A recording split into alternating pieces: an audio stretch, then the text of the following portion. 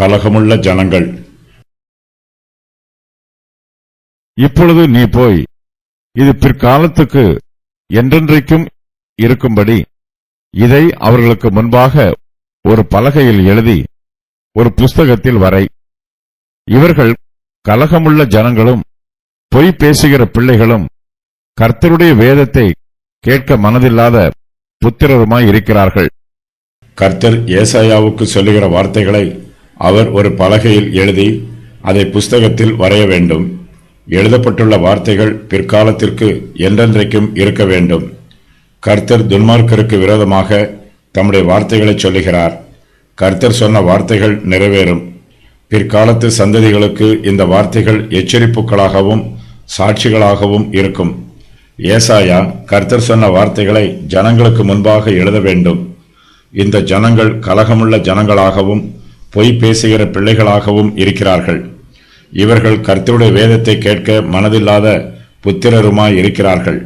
ஏசாயா பலகையில் எழுதுகிற வார்த்தைகள் அக்காலத்து ஜனங்களுக்கு அவமானமாகவும் நிந்தையாகவும் இருக்கும்.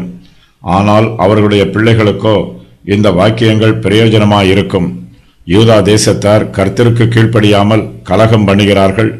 கர்த்தர் தம்முடைய அன்பினால் அவர்களை எச்சரிக்கிறார். ஆனால் அவர்களோ கர்த்தருடைய வார்த்தைக்கு கீழ்ப்படியாதிருக்கிறார்கள். கர்த்தருக்கு விரோதமாய் துணிகரமாய் பாவம் செய்கிறார்கள்.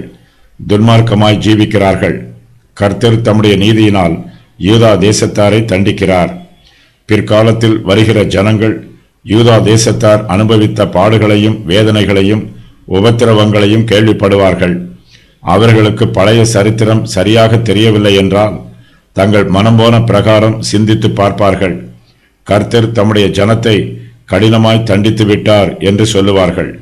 அவர்களுக்கு யூதா ஜனத்தார் கர்த்தருக்கு விரோதமாய் பாவம் செய்ததும் கலகம் பண்ணியதும் தெரியாது. பிற்காலத்து சந்ததியாருக்கு சரித்திரத்தின் ஒரு பகுதி மாத்திரம் தெரிந்து மற்றொரு பகுதி தெரியாமல் இருப்பது நல்லதல்ல. முழு சரித்திரமும் தெரிய வேண்டும். அதற்காகவே கர்த்தர் ஏசாயாவிடம், இப்பொழுது நீ போய் இது பிற்காலத்துக்கு என்றென்றைக்கும் இருக்கும்படி இதை அவர்களுக்கு முன்பாக ஒரு பலகையில் எழுதி ஒரு புஸ்தகத்தில் வரை என்று சொல்லுகிறார்.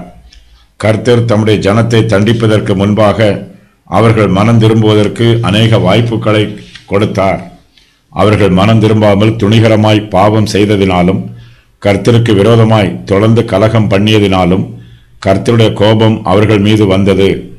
யூதா தேசத்தாருக்கு வந்த நிந்தைகளும் அவமானங்களும் பாடுகளும் வேதனைகளும் உபத்திரவங்களும் நமக்கு எச்சரிப்பாக எழுதப்பட்டிருக்கிறது. ஏசாயா எழுதுகிற இந்த வாக்கியங்கள் பிற்காலத்திற்கு என்றென்றைக்கும் இருக்கும். கர்த்தர் யூத ஜனங்களின் சுபாவங்களை பற்றி சொல்லுகிறார். அவர்கள் கலகமுள்ள ஜனங்கள், பொய் பேசுகிற பிள்ளைகள். அவர்களுடைய வார்த்தைகளுக்கும் கிரியைகளுக்கும் சம்பந்தம் இருக்காது.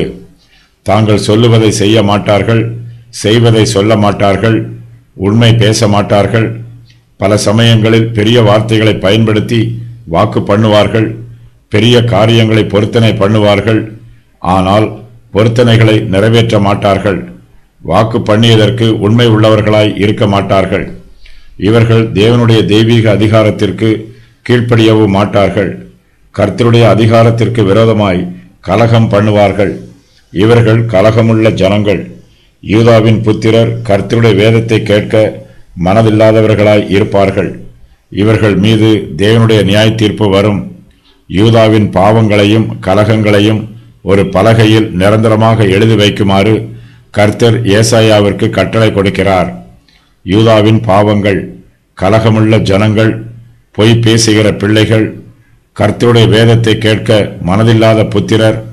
இவர்கள் தரிசனக்காரரை நோக்கி தரிசனம் காண வேண்டாம் என்று சொல்லுகிறார்கள்.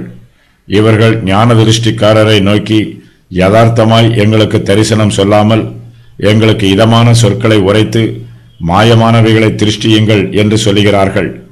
கர்த்தருடைய வார்த்தையை வெறுக்கிறார்கள். இடுக்கமும் தாறுமாறும் செய்கிறதை நம்பி அதை சார்ந்து கொள்கிறார்கள்.